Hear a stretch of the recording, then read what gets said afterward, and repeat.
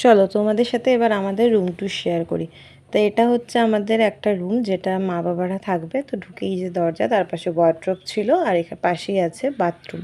তো বাথরুমটা অনেকটাই বড়, আর এখানে আছে হচ্ছে টিভি, তারপরে ফ্রিজ, আর চা করার সরঞ্জাম দিয়েছে, আর ওদিকে মিরর, বেড, সোফা সমস্ত কিছুই আছে। এদিকে ব্যালকনি, ব্যালকনির সামনের দৃশ্যটা অতটা ভালো নয়, এদিকে সামনের দিকে আমরা পাইনি, তার জন্য এইদিকেই নিতে হয়েছে। আর এটা হচ্ছে আমাদের আর একটা রুম, যেটা আমাদের।